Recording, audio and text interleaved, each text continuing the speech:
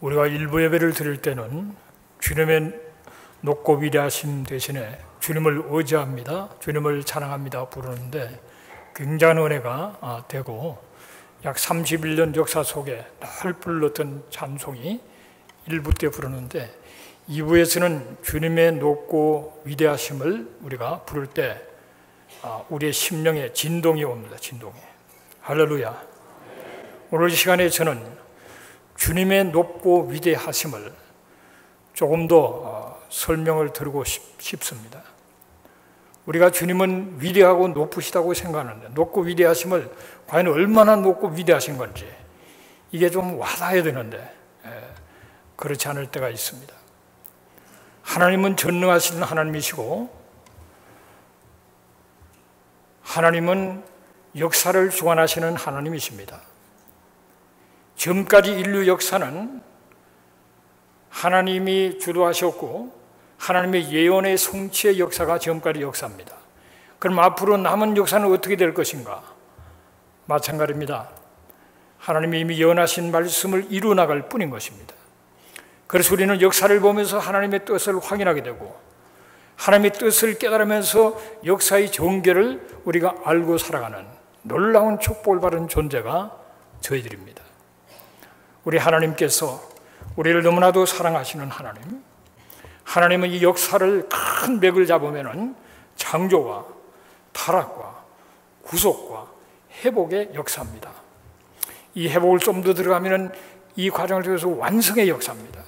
이 역사를 통해서 나가는데 그 사이에 자질구레한 사건들, 인류 역사 우리는 크게 치지만은 하나님은 창조와 타락과 구속과 회복을 이 맥을 잡고 전개시켜나가는 역사 속에 우리가 살고 있다는 사실을 알아야 됩니다.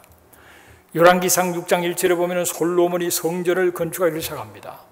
그때가 주전 966년입니다. 그런데 그 열왕기상 6장 1절에 보면 하나님께서 말씀하시 가르쳐 주시기를 그 성경 기록을 보면 출애굽을 한 지 480년 만에 성전을 건축한다고 말씀합니다. 그러면 이거 역사를 거꾸로 돌려서 생각해 보면 출애굽의 연대가 주전 1446년이라는 사실을 확인하게 되어집니다. 여러분, 출애굽은 성경에 보면 이스라엘 백성들이 애굽으로 살 길을 찾아서 요셉이 있는 애굽으로 간 지 430년 만에 출애굽을 했다고 말합니다. 그러면 430년 그때 하나님께서 야곱 가족 70명을 애굽으로 보냈는데 그 당시 야곱의 나이가 130이었어요. 그래서 이게 추적을 해 나가면 아브라함은 주전 2166년에 태어났고 이 창세기 5장의 이 노아 족보와 5장의 이 아담 족보와 그리고 11장의 셈 족보를 연결시키면 결국은 아담이 타락한 것은 주전 4114년이라는 계산이 나옵니다. 여러분, 원래 하나님이 이 아담을 짓기 전에 천지를 지으시고 마지막 날 아담을 지었는데 이 사실을 주님은 하나님은 참 보시기에 기뻤다 그랬어요. 보시니 힘이 기쁘다. 보시기에 힘이 좋았더라. 원더풀이었다고 얘기합니다. 그렇게 하나님께서 아담을 지었을 때 하나님의 형상을 따른 영적인 존재로 지었고 하나님은 영원한 존재인 것처럼 아담도 영원한 존재로 지었습니다. 영원한 세계는 시간 개념이 없습니다. 시간이 없는 겁니다. 영원한 세계는. 그래서 원래 아담을 지었을 때 영원히 존재하는 그런 존재로 시간을 초월하는 존재로 만들었습니다. 그러나 아담 하와가 불순종함으로 말미암아 범죄함으로써 이 영원한 존재가 범죄함으로 말미암아 그 값으로 영의 기능이 마비되고 그러면서 서서히 온몸이 원래 영원히 살 수 있는 그런 것이 아니라 그 죄값으로 말미암아 죽음이 오게 되어집니다. 그래서 이 범죄를 하는 그 순간부터 시간 세계 속으로 들어온 거예요. 그래서 연대 계산이 나오는 겁니다. 주전 4114년에 아담은 범죄하고 하와도 범죄하고 시간 세계 속으로 들어온 겁니다. 그런데 하나님께서는 이 창세기 1장 2장의 이 아름다웠던 이 창조의 그 모습 속에서 3장에서 타락을 해버렸기 때문에 하나님은 타락하자 말자 3장 15절에 참 이 타락한 인생들을 구원하기 위해서 여자의 후손으로, 모든 사람은 아버지를 통해서 태어나는데 여자의 후손으로 오시는 이 메시아가 뱀으로 분장한 사단을 패배시킬 것에 대한 하나님의 구속의 역사를 이룰 걸 그 예언을 3장 15절 벌써 나옵니다. 그러면서 자꾸는 3장에서 타락하고 그러나 하나님은 구속의 역사를 베풀 것을 예언하신 그런 가운데서 3장에 아담 하와가 타락하고 나니까 4장에 가니까 자식을 낳으니까 가인이 그냥 동생을 돌로 쳐 죽여버리는 부모의 그 타락이 자식의 타락으로 연결되고 엄청난 죄를 인간들이 범해가지고 죄악이 관영했다고 그럽니다. 그래서 하나님께서는 아주 죄악이 간영한 창세기 6장에서 하나님은 홍수를 준비를 시켜요.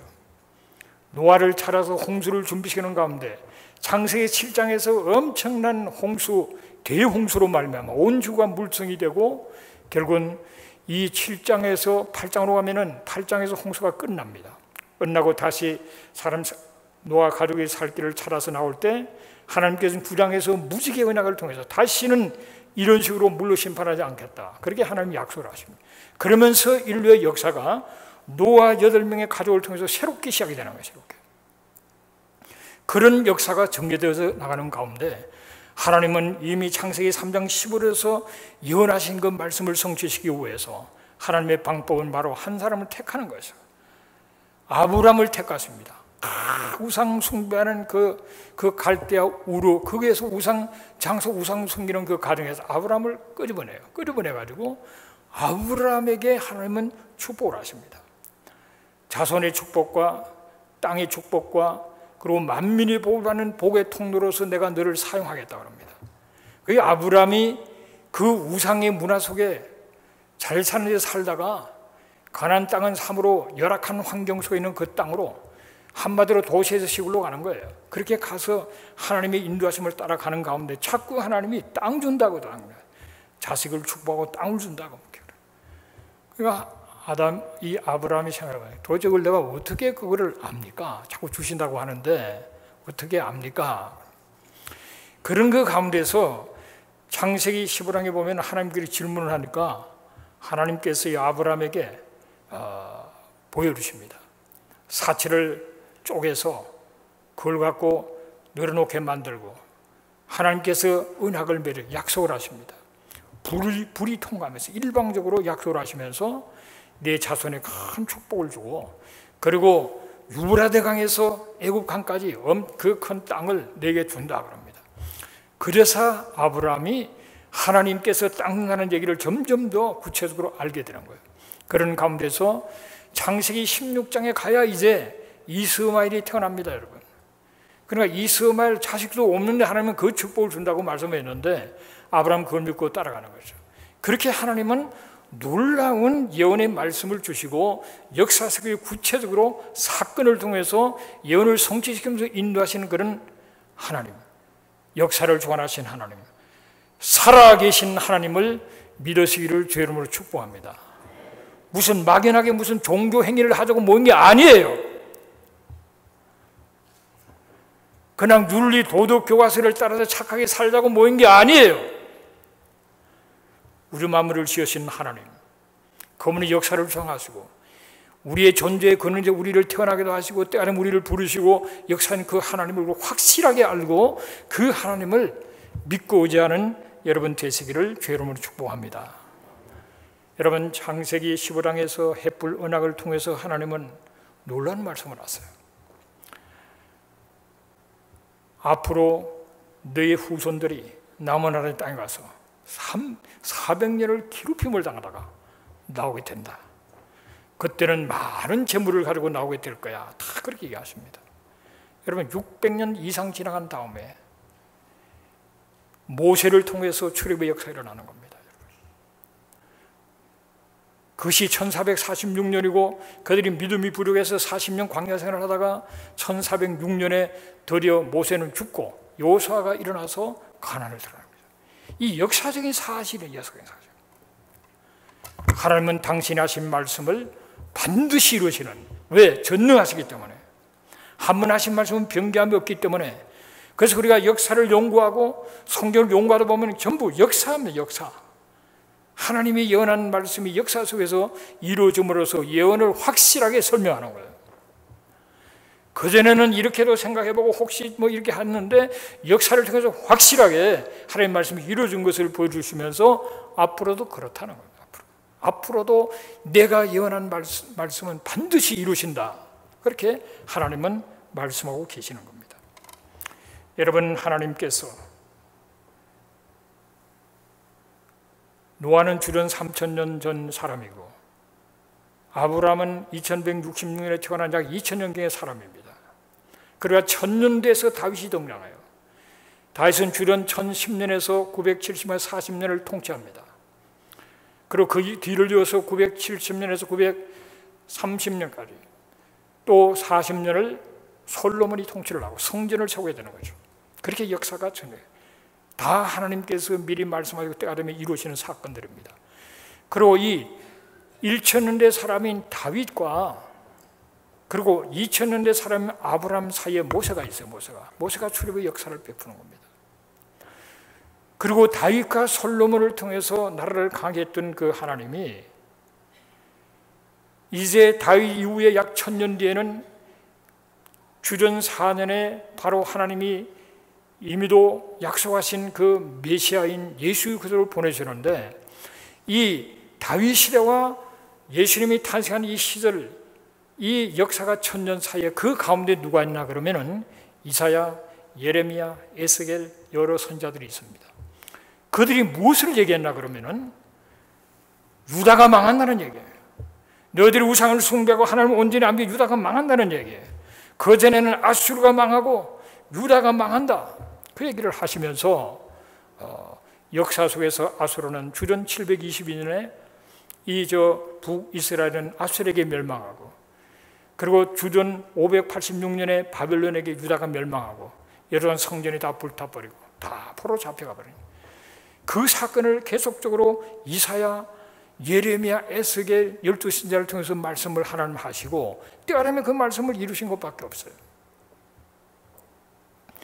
이 하나님께서 그러면서 이 선자를 통해서 하신 말씀이 당장 일어나는 아수르의 멸망, 아수르를 통해서 북이스라엘을 멸망하고 바벨론을 통해서 예루살렘이 회파되고 유다가 멸망하는 그만을 예언한 것이 아니라 그 예언에 보면은 메시아가 오게 된다는 거예요. 이 메시아는 어떤 존재로 하나님이면서 사람이고 아이로 태어났지만 하나님의 아들이고 참으로 이 메시아가 어떤 존재로 와서 어떻게 죽을 것인가를 이사야서를 중심으로 해서 다 예언을 하고 있습니다. 그것뿐만 있는 것이 아니라 이사야서는 이미 천년왕국과 그리고 새하늘 새 땅 오늘 이 말씀드리려고 하는 그 내용도 이미 이사야 지금으로부터 2700년 전에 다 예언해 나왔어요. 그것이 때가 되면 지금 일어나가는 그 도상에 우리가 있다는 사실을 우리가 깨달을 수가 있습니다. 그래서 예언한 대로 예수님이 이 땅에 오셨고 예언하신 그 말씀대로 예수님은 공생을 시작해서 복음을 전하시다가 예언한 그 말씀대로 십자가에 못 박혀 피로 돌아가시고 예언한 말씀대로 십자가에서 말씀하시고 돌아가시고 예언한 말씀대로 다시 살아나시고 성천하시고 성령을 부르시는 역사가 있었는데 예수님께서 이 땅에서 예수님도 여러 가지 예언들을 말씀하셨습니다. 마지막 때의 일들을 말씀하시면서 마태마가 누가 똑같이 말씀을 하고 있습니다. 예루살렘 성이 무너지고 돌 위에 돌 하나도 남지 않는 처절한 황폐한 완전히 다 부서져 버리는 그런 때가 온다. 그렇게 말씀하셨어요. 여러분, 예수님이 예언하시고 딱 불과 40년 만에 로마 군대가 예루살렘을 공격합니다. 몇 년을 공격해요. 포위하고 결국은 토성을 쌓아서 예루살렘을 완전히 점령하고 성전을 다 불태워버리고 그리고 돌 하나가 돌 위에 없어져 다 뒤집어 엎어버리는 그런 역사가 있던 것을 이미 우리가 다 알고 있는 거죠. 그러게 하나님은 놀랍게 그 말씀대로 이루시고 역사하시는 그런 하나님이십니다. 그런데 예수님께서 말씀하셨어요. 마지막 때 어떤 일이 일어날 것인가? AD 70년에 로마의 망하는 것만 얘기하는 것이 아니라 마지막 때에 환란이 있고 어떤 고통이 있고 하는 사실을 다 말씀하실 뿐만 아니라 누가복음 21장 24절에 보면은 이 예루살렘은 이방인의 때까지 이방인에게 밟힌다라는 사실을 말씀하셨어요.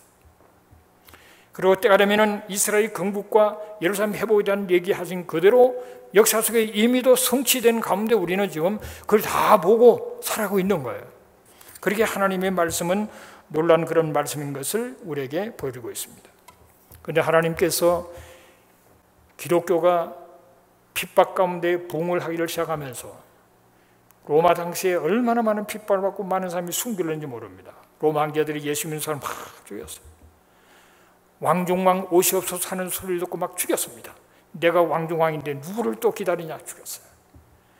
그런 가운데서 313년에 기독교가 공인이 되고 기독교의 수많은 이방인들이 물밀듯이 들어오면서 기독교는 왕성해지기를 시작해서 드디어 AD 590년에는 교황제도가 생기고 교황이 들어섭니다. 아주 파워풀한 권세를 가진 교황이 들어서게 됩니다. 그러면서 주후 1000년경에 동서교가 나눠져요. 그러면서 이게 뭐든지 강해지고 커지고 많은 걸 가리면 섞지 않습니까? 기독교가 많이 부패하고 섞고 교류도 잘못된 방향으로 나가는 그런 가운데 1517년에 마르틴 루터가 종교개혁을 하면서 다시 말씀 중심으로 믿음 중심으로 복음으로 기독교를 새롭게 만들면서 새로운 열사가 펼쳐지게 되는 겁니다. 그런 그 역사 속에 참 기독교가 진행되어 나가는 가운데 이 한때는 가톨릭과 개신교가 싸워서 30년 전쟁을 치릅니다. 수많은 수십만 명이 죽어요. 그러면 역사가 정해져 가는데 그 가운데서 성경에 예언된 그 말씀, 유대인들이 때가 되면 고토로 돌아가게 된다는 말씀이 수없이 있는데 다 잊어버렸어요.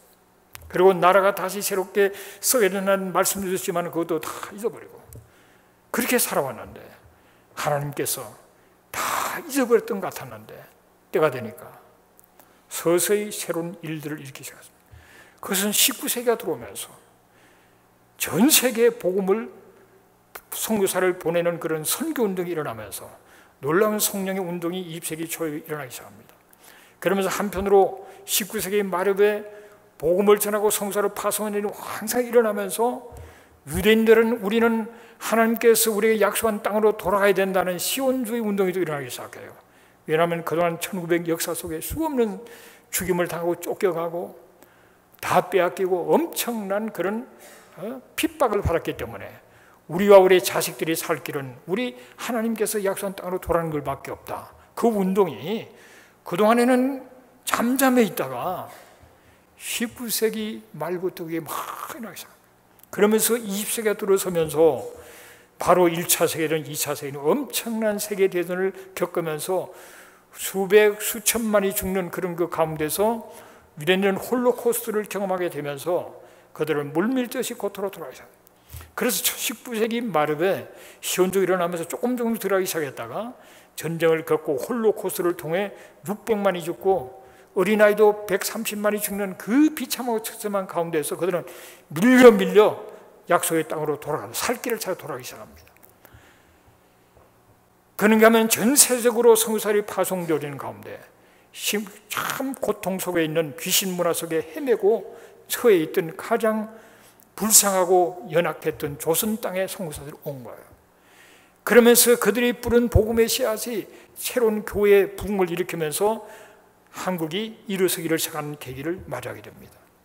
그러면서 하나님께서는 한편으로는 이방인들이 물밀듯이 주님께로 나오게 되고 또 유대인들이 돌아오게 되는 그런 그 가운데서 딱 때가 되니까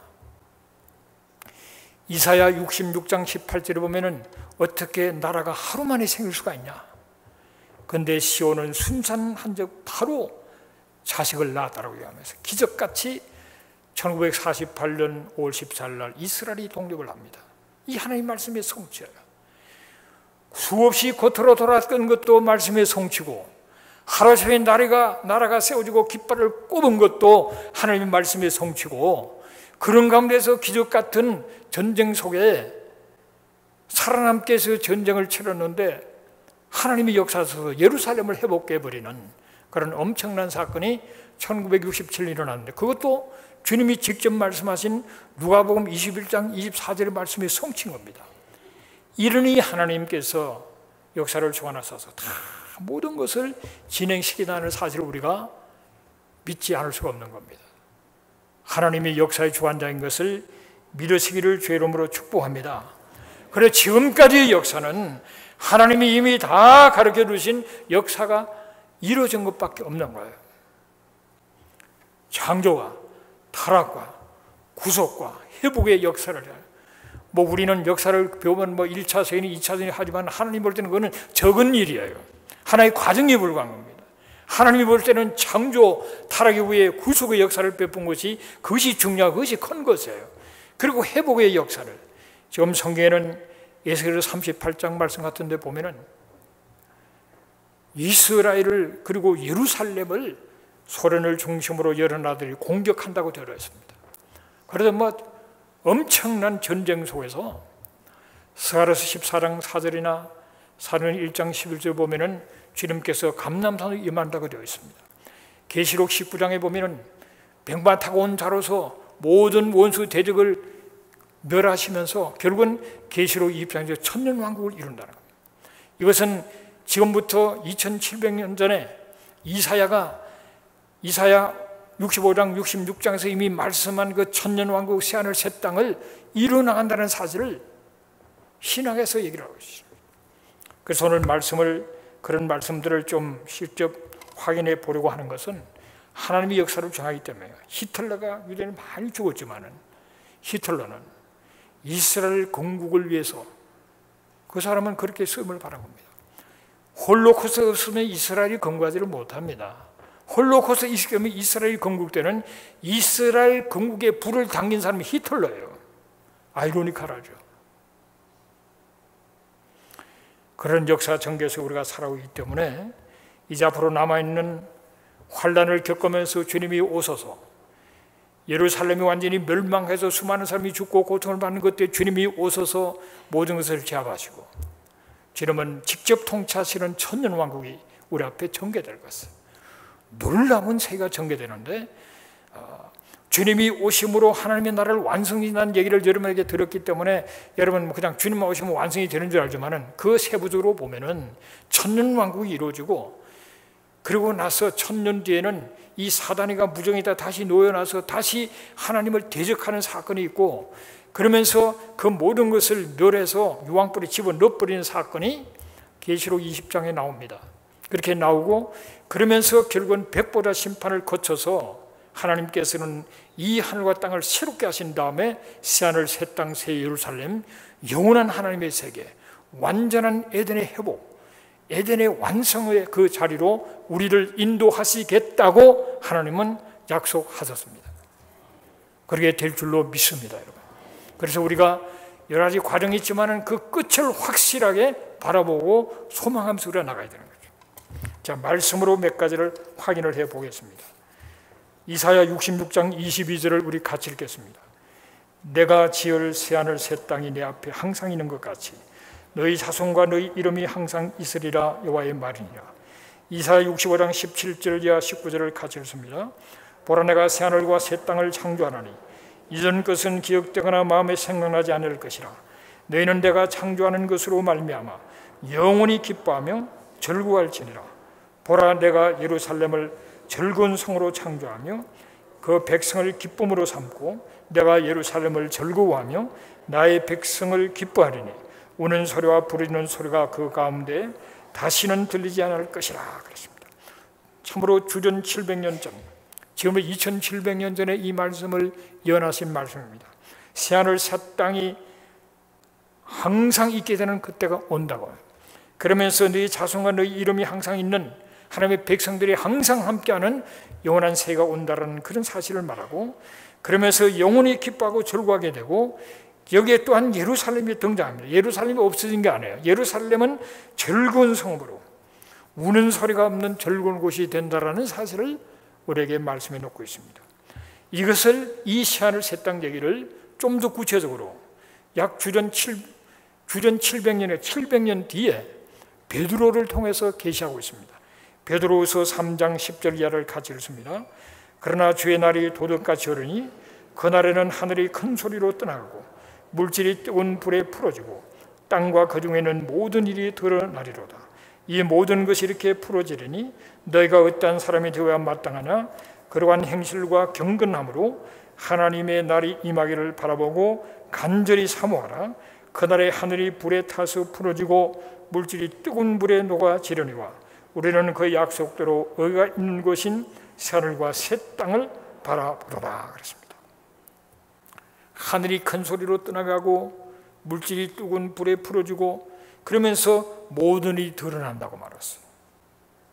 이것을 어떤 번역은 다 불타 없어져 버린다고 번역한 데도 있습니다. 그러나 우리 성경과 NIV가 드러난다고 드러났어요. 그래서 하나님의 날이 임하기를 사모하라 그랬어요. 다 타고 풀어지고 녹아지고 그러면 새롭게 되는 새 하늘 새 땅을 바라보게 되는 그날이 온다 그렇게 말합니다. 그런데 이 새롭다는 얘기가 새롭다는 것이 헬라어는 두 가지 종류가 있어요. 하나는 네오스라는 뜻이 있고 하나는 카이노스라는 뜻이 있어요. 카이노스. 그런데 네오스라는 것은 시간과 기온이 새롭게 되는 거예요. 아예 존재 자체가 새롭게 되는 거예요. 그러나 카이노스라는 것은 질적으로 새로워지는 거예요. 본질이 없어지는 게 아닙니다. 질적으로 새로워진다. 이 새하늘 새 땅도 원래가 아예 없어져 버리는 것이 아니고 타고 녹는 가운데 본질은 있는, 그러나 이 질적으로 새로워지는 이 우리가 살고 있는 이 땅이 없어지는 게 아니고 이 우주가 없어지는 것이 아니라 새로워진다는 거예요. 새로워지는 거. 그걸 개념을 잘 아셔야 돼요. 모든 것이 질적인 차원에 새로워진다. 이 우주가 얼마나 광대합니까? 이 하늘 얘기할 때 이 스카이는 보통 대기권은 100km 정도라고 얘기하잖아요. 그 다음에 스페이스가 우주가 공간이 있는데 이 공간은 수조억 광년 엄청나게 크고 그리고 하늘, 셋째 하늘이 있다고 성경 말하잖아요. 그래서 창세기 1장 1절에 태초에 하나님이 천지를 창조한 천지는 헤븐즈로 되어 있어요. 하늘들, 복수입니다. 복수. 눈에 보이는 하늘, 이건 스카이죠. 푸른 하늘. 그 위에는 스페이스가 우주가 있고 그리고 그 위에 또한 하나님의 나라 삼청천이 있다는 사실을 우리에게 말합니다. 그래서 이 하늘이 새로워지고 땅이 새로워진다는 것이 우리가 살고 있는 땅이 다 오염된 게 다 새로워질 뿐만 아니라 하늘도 새로워진다는 것은 뜻이 하늘에서 이루어진 같이 땅에서 이루어지리라 그랬는데 하늘에서 하나님의 세계에서 반역한 사탄이 쫓겨나서 공중권세를 잡고 있잖아요. 이 공중권세를 잡고 있다는 것은 이 땅과 그리고 스카이, 우주까지 이 공중권세를 잡고 있다고 그랬는데 이걸 다 정리하고 철회 버리신다는 거예요. 그걸 완전히 유황불에 집어넣어버리고 깨끗하게 만드신다는 겁니다. 그런데 이 광대한 우주가 빛의 속도가 1년을 간 것을 광년이라고 그러는데 얼마나 큰 우주냐면은 이 수조억 광년, 감이 엄청난 그런 세계인데 이 하나님께서 이걸 다 질을 바꿔버려, 질을 새롭게 만드셔서 왜 그러실까 생각해 보니까 그 수많은 별들을 수많은 하나님 자녀들에게 다스리려니까 뭐 다스릴 게 있어야 다스릴 거 아니에요. 뉴욕, LA 뭐 다 새로워졌는데도 그 뭐 몇 명이 다스릴 거 아니에요. 그러니까 우주를 새롭게 만들어서 우리는 그때 부활의 영광스러운 몸을 입으니까 그냥 달 하면 벌써 달로 가 있잖아요. 그러니까 이 거대한 우주를 다 10,000개씩, 10만 개씩, 100만 개씩 그냥 다스리든지 자관 뭐 그렇지 않겠나 그런 생각을 해봅니다. 그런데 이 광대한 우주를 하나님 다스리는 거예요. 한번 볼까요? 얼마나 광활한지. 네, 한번 봅시다. 옛날에도 한번 보신 건데 광활한 세상인데 개념을 갖고 보는 게 중요하기 때문에 한번 보겠어요.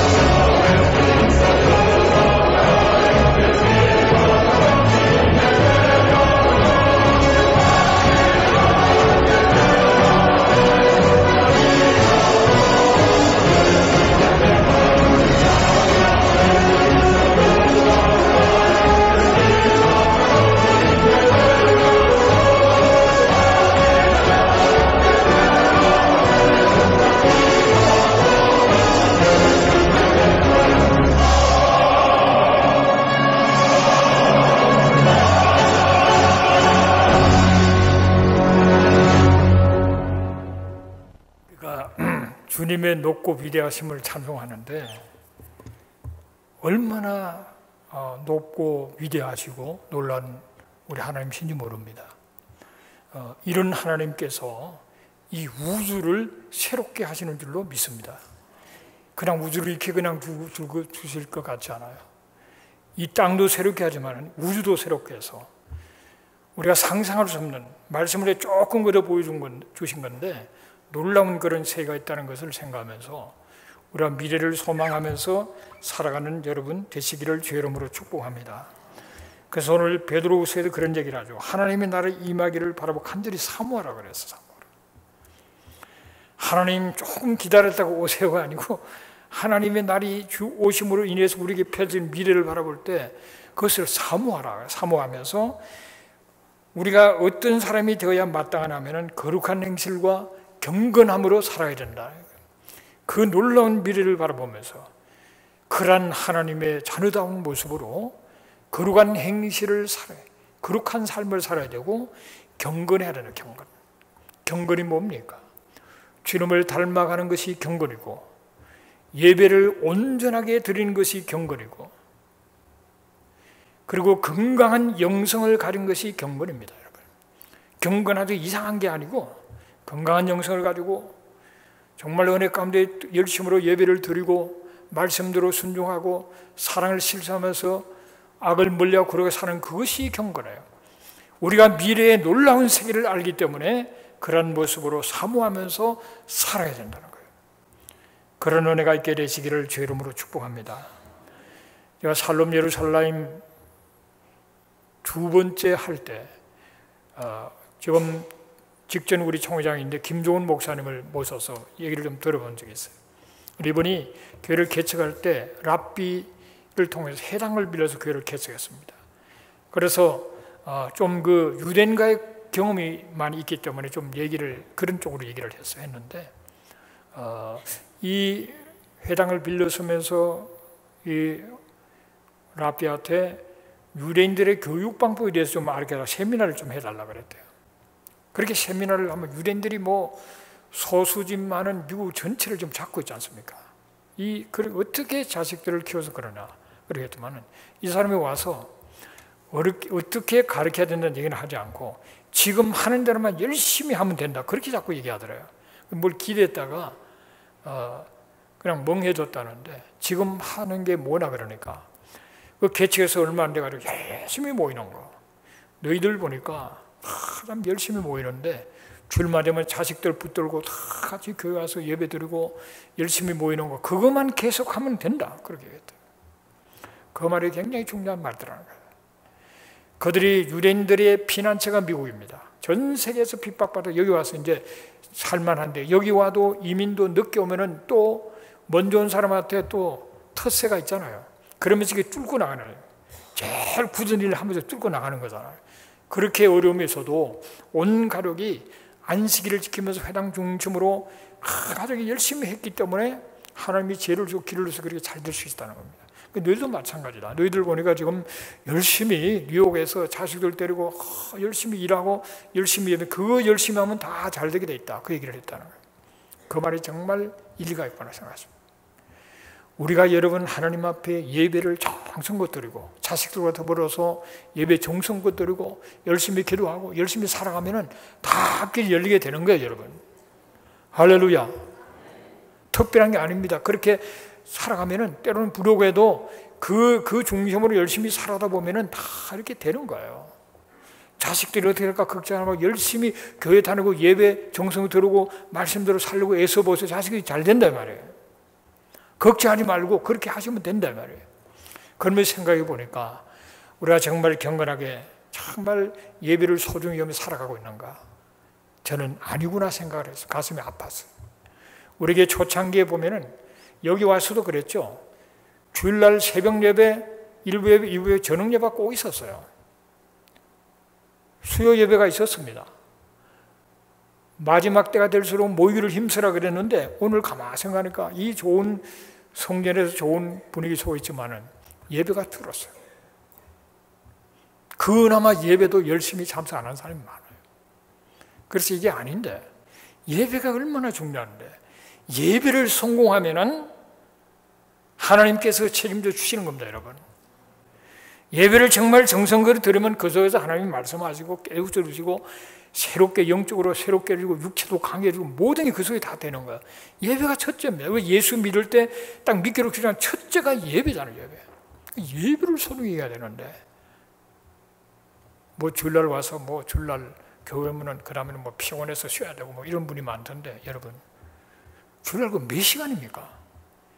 새벽에 나오는 분이 10명이 오늘 아침에 시간으로 10명이 새벽에 나옵니다. 새벽에 나와서 예배 들었다 칩시다. 그래서 2부 예배 끝나고 국밥 한 그릇 뚝딱 하고 그러면 가는 건데 그게 몇 시간이에요, 그게? 찬양대 하지만은 2시면 다 끝나잖아요. 반밖에 안 하는 겁니다, 여러분. 옛날에는 저녁 예배 드리고 밤늦게 9시, 10시 되어서 집에 가도 그 다음날 새벽 예배 나오고 다 열심히 살아왔어요. 건강하게. 맞습니까, 조화영 권사님? 다 그렇게 살아왔어요. 지치지 않고 살아왔습니다. 근데 요새 너무 이게 소홀된 거라. 열심히 모이고 열심히 기도하셔야 돼요, 여러분. 그러면 다 잘 되게 돼 있는 줄로 믿습니다, 여러분. 그래서 우리가 금요 예배가 있는데 그 열심히 참석해야 돼요. 그래서 지금 금요 예배가 마땅치 않으면 지금 수요 예배를 하나 다시 만들까 지금 생각 중입니다. 아니면 저녁 예배를 부활시킬까 좀 생각 중이죠. 어차피 나는 얼마 남았는데 일을 좀 저지르고 나갈까 좀 별 생각을 다 하고 있어요. 제가 이 말 한마디 하는 데는 벌써 100번 속에서 이렇게 한 번 딱 얘기하는 겁니다, 여러분. 좋은 얘기는 하지만은 사실 여러분들 앞에 내가 얘기하는 거 굉장히 새기고 조심하는 겁니다. 그렇다면 하나님의 심정이 어떻겠어요, 여러분? 이놈들아! 예배 열심히 드리라 그러지 않겠어요? 움직일 때 예배 드리고 기도할 수 있을 때 기도하라 그러지 않겠어요? 그러면 모든 것이 풀어져 나가는 거예요. 계시록 21장 1절 2절을 같이 읽습니다. 또 내가 새하늘과 새 땅을 보니 처음 하늘과 처음 땅이 없어졌고 바다도 다시 있지 않더라. 또 내가 봄에 거룩한 성 새 예루살렘이 하나님께로부터 하늘에서 내려오니 그 준비한 것이 신부가 남편을 위하여 단장을 갖더라 그랬습니다. 새하늘 새 땅 마지막까지 새 예루살렘, 하늘에서 예루살렘 새 예루살렘 내려온다 그랬습니다. 하늘에 있는 것과 땅에 있는 것이나 그리스도 안에서 통일되게 하려 하심이라고 에베소서 1장 10절에 말씀하고 있어요. 하나님은 하늘과 땅이 하나가 되는, 영적이고 물리적이고 자연적이고 초자연적인 엄청난 세계가 하나가 되어서, 에덴 동산은 자연적이면서 초자연적이었어요. 하나님이 그것에 함께 하시고 함께 거느렸다고 그랬어요. 에덴 동산으로 회복될 뿐만 아니라 더 나은 마귀가 처리해버린 완성된 하나님의 나라를 예비해놓고 있다는 사실을 생각하면서 그날을 바라보면서 오늘 잠깐 지나가는 이때를 열심으로 하나님을 섬기는 저와 여러분 되시기를 주의 이름으로 축복합니다. 그러면 다 잘 되기를 했습니다. 이제 성경 말씀은 앞으로 점점 더 험악해지고 점점 더 폭력도 세지고 점점 더 음란해지고 점점 더 귀신을 섬기고 우상을 섬기는 때가 온다라고 말씀하고 있어요. 갈수록 이제는 등 따시고 배보다 아닙니다, 여러분. 점점 더 어려워지고 모이기도 점점 더 어려워지는 겁니다. 그러면 결단하고 더 모이기를 힘써도 나중에 가면은 모이기가 어려울 수도 있어요. 지금 못하는 사람은 뻔할 거죠. 모이기 어려우면 다 흩어져 버린단 말이에요. 열심히 모이고 열심히 기도하면서 세상이 악해질수록 더 하나님을 의지하고 뚫고 나가서 잘 믿는 사람이 결국은 주님이 다시는 그날에 함께 왕노릇하는 겁니다, 여러분. 다스리는 복을 받는 여러분 되시기를 주님의 이름으로 축복합니다. 기도하겠습니다. 고마우신 아버지 하나님, 말씀을 전거했습니다. 짧은 시간 온전히 전가하지 못했지만 성도들이 기억해야 될 바를 기억하고 다시 한번 묵상하면서 참으로 하나님은 높고 위대하신 것을 실질적으로 깨닫고 미래를 사모하면서 열심으로 거룩한 행실과 경건한 삶을 통해서 하나님을 기쁘시게 하는 가운데 이 어렵고 힘든 때 쓰임받는 자로 나가도록 도와주시고 앞으로 모든 것이 잘 되는 것이 아니라 성경은 점점 더 어려워지고 환난을 통과하게 된다고 말씀하셨사오니 주여 깨어서 기도하며 주님을 의지하고 지금부터 아름다운 신앙의 습관을 통해서 끝까지 승리하는 저들 되도록 도와주시옵소서. 예수님의 이름으로 기도합니다. 아멘.